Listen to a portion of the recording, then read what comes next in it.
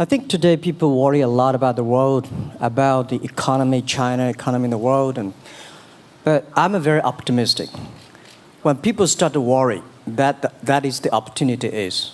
Right? I worry about the blood testing, and she created good things. And I think great innovations, great companies always happen in the tough times. Life's like the music. You have up, you have a down, you have a long, you have a short notes. And I like the American movie. Life is like a box of chocolate. You never know what you're going to get, right? So I'm pretty optimistic. The opportunity in the future for equality is huge, because in the last century, the IT is for big companies. The globalization is for big companies. But now with the technology, we can serve those 80% of the companies that never been served. We can serve the 80% of the young people that have never been served. Technology for internet is so cheap, so easy to use. One of the reasons why we grow in China e-commerce so fast, much faster than the USA, because our infrastructure of commerce in China was too bad. When it is too bad, something happens and goes. Today we are working on the rural areas of China. I can never imagine that China, about 800 million people still live in the rural areas, are farmers. And there are about close to 200 million people. Their income is less than $1 per day. And before the internet, it's impossible for these guys to reach the PC because it's so difficult. Even people like me, I don't know how to use a PC. But now 80% of the farmers, those people using mobile phones. When I have the mobile phones, the internet, the data, things change a lot. So I'm excited about the future. People always worry. I love the young kids sitting there and talking about the dream, the hopes, because if they have the hope, we have the hope. That's what I believe. And let's just take what you do. And I've loved every description I've ever heard about how you serve people, and your story about the bamboo farmers and your wife and her friends. It was fabulous. But where's this going? What are you going to do? What are your plans to maximize the use that people in remote rural areas of China can make of their cell phones besides ordering your products? How are you going to get it? Are you going to get them in the banking system through cell phones? How? Well, we never know that we can grow so fast. In the past 5 months, we covered 4,500 villages. And these people, normally they use in very traditional way. It took them like we went to a rural area. It took the farmers 2 hours to walk to the downtown in the middle of the town and buy things. But today, because the mobile phone, and we can deliver things to their home, to their village within 72 hours. I remember last week I read a very interesting thing. This is amazing. There is a girl, she told me a story. She said her grandfather, 92 years old birthday. And for his life, he always wanted to try one Western style food. But he lived in the rural areas. There's no such restaurant food. So she said, I tried on the internet, book a restaurant dinner for Western food, delivered to that village. And they finally immediately find one restaurant. There are 3 guys. They took like a 3 days bus from Shanghai to that village, made an Italian spaghetti and beef for them for this 92 years old birthday. And whole village was excited. Everybody said, wow, you can order food, Western style food. So buying almost everything. And also we're helping, there are a lot of farmers, they plant a lot of apples, great apples. But 90% of the apples rotted because there's nobody buy them. They normally buy by track. If you sell the apples, they sell whole track. And using the traditional way, they can sell by whole basket of the apples. But now, because of the internet, they sell by one. Each apple, they sell $1. or 1 RMB or 2 RMB for each. So the farmers see using internet, they can buy and sell using the mobile phone. That changed their lives. And I think it's exciting. And people need examples when they see, well, my neighbor made money through online to selling things. My neighbor buy much interesting things online. People start to learn. And more people start to buy the mobile phones. We cannot make all the mobile factories to sell phones to them. Only they know the mobile phone really works, helping change their lives, they start to buy the mobile phones. Just one more question. And then, do you think this will make the current problems like the current problem in China less likely? That is, if we'll have more market information and the market will drive where the investment goes instead of the government trying to make judgments about, I better build another housing development or office development here, there, yonder, and you wound up with a bubble. Well, if it comes from the bottom up, is it more likely that fewer bad things will happen? Yeah, I think last week I was in Seattle discussing about the China economy. I think you American people worry too much about the China economy. Well, you see, every time when you start to worry about China, China goes better. Every time you think China is in problem, we'll get better. But when you have to say, you have a high expectation of China, China always a problem. Like parents have the expectation of the kids, are the same. But there's a big difference between American consumption, because people say, well, the economy is bad, so China consumption will be good low. No, totally different. You Americans love to spend tomorrow's money. And the other people's money, maybe. Or maybe the children's money. We Chinese love to save money.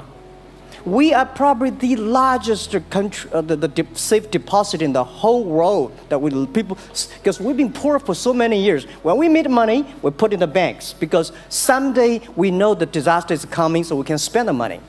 So when the economy is bad, we still have the money to spend. You guys probably don't. You worry. And the second thing is China been focusing on developing for the past 30 years. China government so strong on investment, so strong on exporting, but they are too weak on the domestic consumptions. Domestic consumption is not driven by government, it's driven by entrepreneurship, driven by the market, not the government. So in the past 20 years, government is so strong. Now they're getting weak. It's our opportunity. It's our showtime to see the market economy, entrepreneurship, how we can develop the real consumption. I think if the China develop the great consumption, we have a 300 million middle class. In next 15 to 20 years, we're going to have 500 million middle class. We need to import a lot. So when we start to import, that's great. I worry a lot when we export. When we export, we got a terrible sky, we have a terrible water, we have a terrible environment. When we start to import, we got to be better. So that's all the great opportunity, guys. Be happy about that. I'm serious. I agree with that. I'm serious. Yeah. Worry about yourself. Don't worry about the others. The reason some of us worry about China is we depend on you to buy our debt. However, I tried to be more Chinese when I was president. I saved a lot of money, so good. Good. But I just wanted you to say that because I really believe that. I mean, I think you're absolutely right.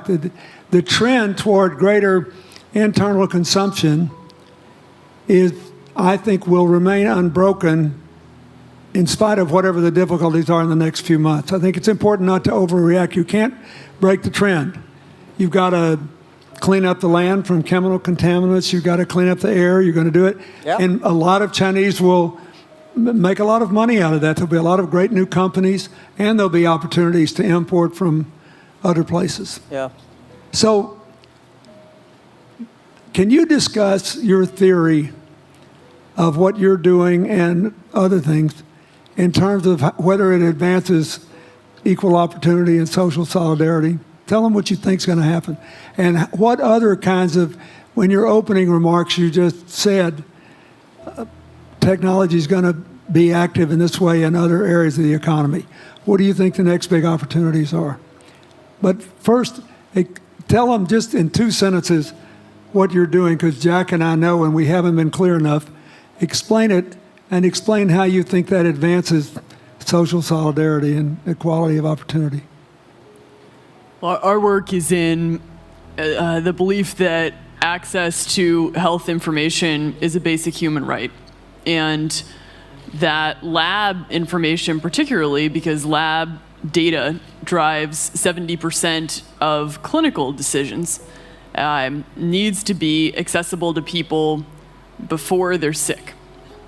So if you look at the word diagnose in the dictionary today, it says to determine the presence of disease from symptoms, which means by definition, we're determining that people are sick once a disease has already progressed. And our work is in being able to make lab testing accessible to people in time for therapy to be effected, and to do that in a way in which every person, irrespective of their insurance status, irrespective of where they live, can afford the ability to get a test done. So that means, in our case, we've invested the last 12 years in now developing hundreds of tests, many of which are less than $10. So $2 tests in the United States. And I think one of the amazing things about this country is that we have such an incredible ecosystem for fueling creativity, and that creativity can create new markets. So in answer to your question about the market being able to conform itself to social good, I think the creativity that goes into creating these new technologies creates new markets in and of themselves. And our basic belief is that those new markets come from empowering individuals and enfranchising individuals and trusting that individuals have the capability to engage with information, and in accessing that information, beginning to take control of their own outcomes and their own health outcomes, and in doing so, changing the way our healthcare system works. Think what this could mean for rural China, for rural India, for Native American reservations in America, for the Mississippi Delta, for the remote areas of where all the jobs were lost from coal. You're all of a sudden giving people information.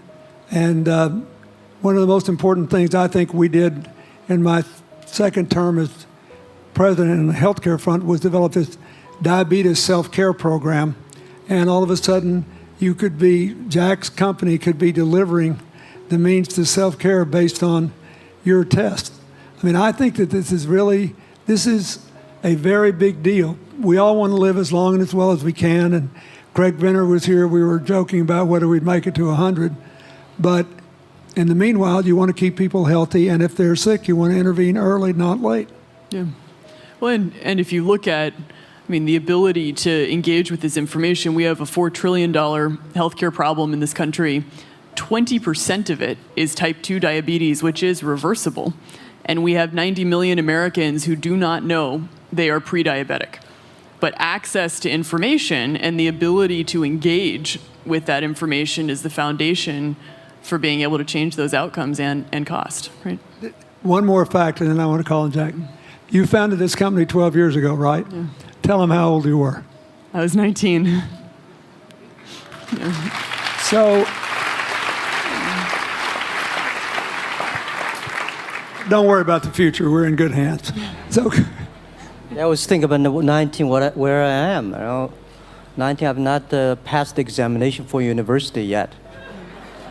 I failed 3 times, but I think it worked out.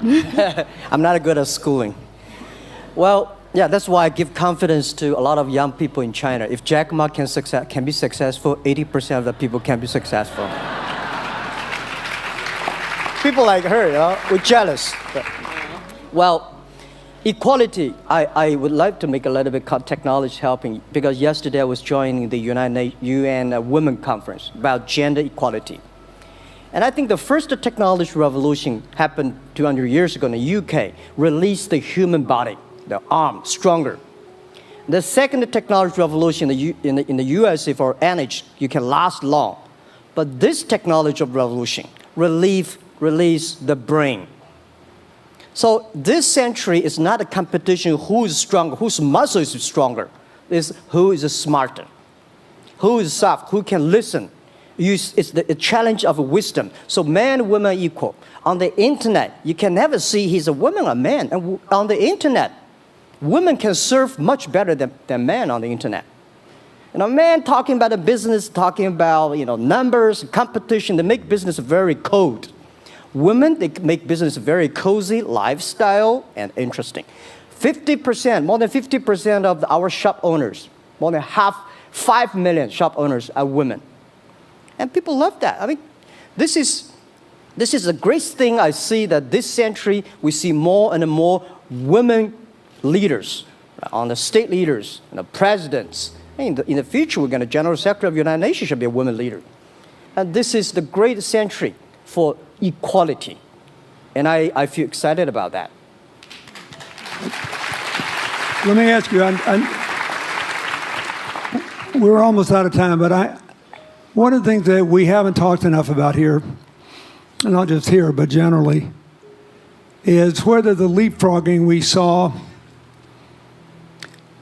with cell phones, which was instrumental in your phenomenal business success and which will make it possible for you at the appropriate time to do what you've done on a global scale, hitherto unimaginable in all of human history for anybody to have any of their own health data. We've seen examples, but not the kind of dramatic penetration we need with energy and clean energy and enough in short enough time to avoid the worst consequences of climate change. So do you believe that, your country has done more than anybody else to try to put up solar panels, and some of your companies went broke because you overdid it, right? But beforehand, and you got to work out the phase out of the coal, the phase into the sun and all that. Meanwhile, Africa, which is growing like crazy because of the cell phone in no small measure, and has 6 of the fastest growing countries in the world, still has vast swaths of its land totally dark at night. Do you believe that it's possible for us to scale up with distributed solar power rather than centralized as quick as we did with the cell phone? And if so, and if that were your business, if you had to quit what you're doing today and start there, how would you do it? And how would you do it? Lady first, I know that. I'm such a huge believer in technology, and I think especially right now, we're at an incredible time in terms of new technology and the ability to apply technology in a scalable way towards solving some of these problems. So I would look at it in the context of some of the renewable solutions that we already have, and in the context of empowering, connecting individuals with access to those solutions, and in the context of creating markets around them. I think that there's real opportunity to actually create an ecosystem in which people can financially benefit from these solutions, and I think that's going to drive an adoption. I think in developing economies, there's a revenue stream associated with that, and the more we can turn even already some of the technologies that we have into markets, the more that we can fuel, I believe, local growth and individual engagement in beginning to adopt some of these solutions. Just related to that, Jack, you answer it, and then I'll ask you one final question. Yeah, I am a strong believer that technology can make world much better, because people say China economy is getting slower. I'm happy about the 7%, even 5%. Even 5% of the GDP of the number of China, of the second largest economy, is big enough. But you don't expect China keep on growing 11%. Because like one human body, when you're 1.8 meters tall, you cannot keep on like a 10% grow every year. You have to grow the quality, your mind, the wisdom. So I think China needs new technology to solve these problems, and which today the data, the clean technology all these things that China is supposed to do, if we keep on the tradition, the old ways, we'll go nowhere. This is why I feel excited because people ask me, what is your dream now? Because I never thought I would be today. I can sit here talking to president. I'm like a guy, on the street and like failed 3 times for university, 5 times for high key schools. I applied for 10 times in Harvard School, all rejected. I never thought because of the technology, because the internet gave me this opportunity. So I think when I retire, I don't want the Chinese people have a terrible water to drink, unsafe for food, and the money we make all spent in the hospital. That's disaster. So how we can using the technology to enable young people, the great chance of this world, don't worry about it. We got 1.4 billion people who were born in 1980s. They are the people of the internet times. They are going to have new ways to solve the world problems. The things you are worried about today, they can solve it. And human beings have these kind of worries for centuries. And young people can always solve it. And today, when you have a right direction, clean energy, the climate change, all these issues, they will be solved, and these are the great opportunities ahead of us. Anything else? I agree with that. I think the more we can enfranchise people, the more we can create ecosystems in which individuals are empowered, the more we give rights to individuals to be able to build businesses, to be able to pursue the economic benefit of technologies, the more you see these markets change. Before they leave the stage, I want you to look at them. And I want you to think about the time we have had to spend here dealing with the refugee problems in Syria and Lebanon. Stand up, Elias. This is my friend Elias Bousab. He's the education minister in Lebanon. He's got to educate all these kids. And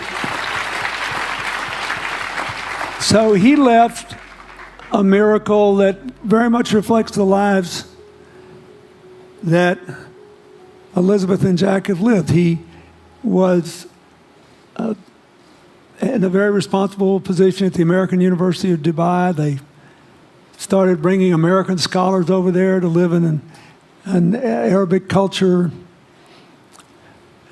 He did all these wonderful things. Lebanon got in trouble. He went home to save his country. What is the difference? How much more could he and every smart Lebanese person do if they could focus on these things? And why can he not?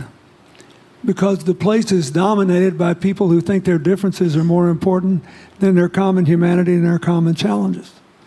You cannot imagine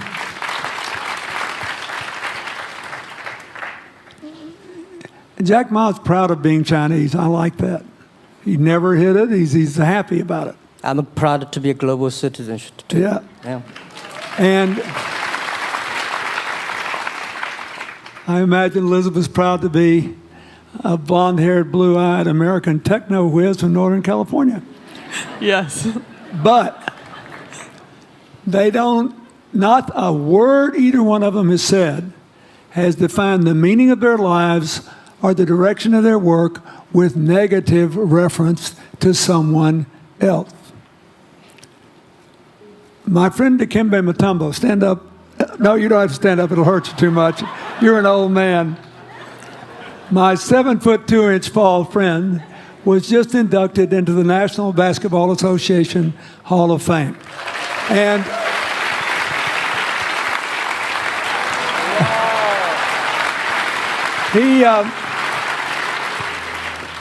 my family, my whole family loves him.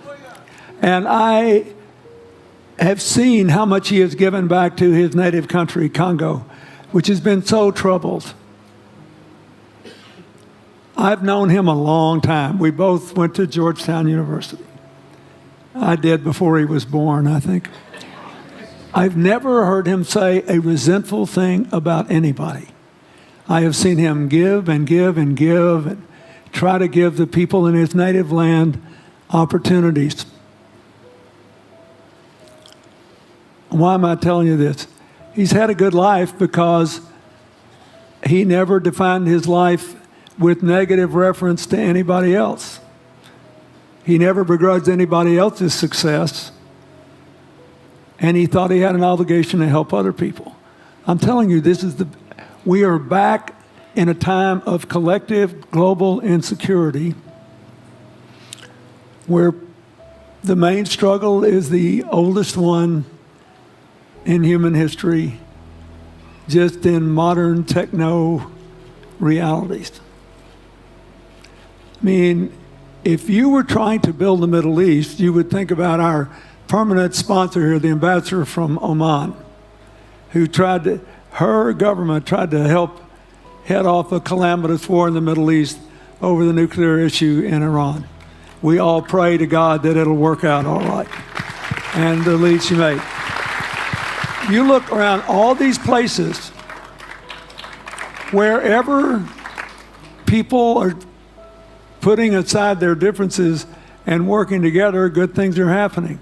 We cannot achieve economic or social equality without living in the factual realities of the world we face, looking at the obstacles, looking at the opportunities, making the best decisions.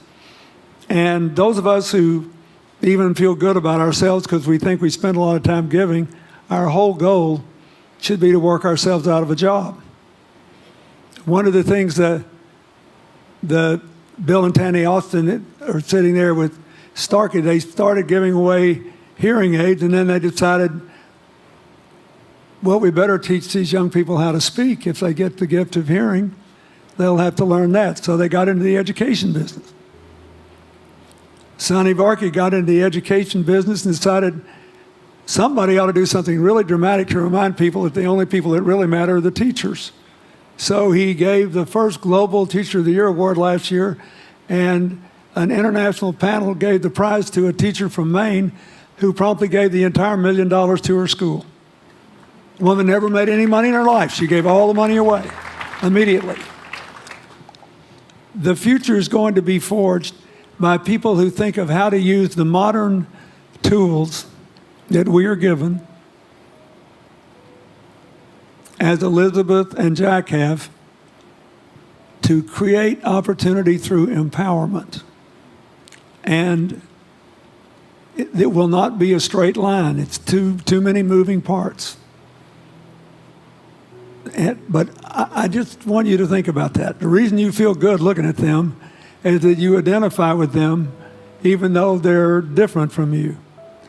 And that's basically where we are all over again, and we can't slip back. We can't give up. That's why when we had the Prime Minister of Italy and George Soros talking about the future of Europe, and George said it was coming apart, and the Prime Minister said, no, it doesn't have to come apart if it's about something more than economics.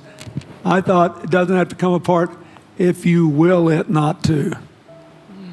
And you put yourself on the line for it. There are no guaranteed outcomes today, but you can guarantee that the trend is right. So go ahead, Dee. We're going to say something, weren't you? Yeah, I just wanted to add, I mean, as we're talking about the future and from my own experience and looking at all the faces here, I think a huge part of the answer to your question is also to raise our little girls with the stereotype that they can be the best in engineering and science and math, because when they do in all of these industries, it changes everything. And we need to do that in this country, and we need to do that as parents in other countries. You know? Yeah, I was thinking about if what you say. I think about when you talk about problems, you normally it's like a politician. When you talk about opportunities, that the business people. I was thinking about how we can using all the problems that change the problem become the opportunity. And I don't know. I just feel excited when people talk about problems. I think think about if you can solve one of them, that's the chance. And today, nobody live in this century has so many opportunities and so many tools they can use to change other people's life. And I think in the last century, which I call the IT time, this century is called the DT time, data technology. IT is to empower yourself, make yourself strong. DT is to empower the others. When you empower the others, you empower your future, yourself. So when I listen to you talk, I agree, and I think that's why we were born in this century. That's why how we can use the internet to help more people. Let's give him a hand. Thank you.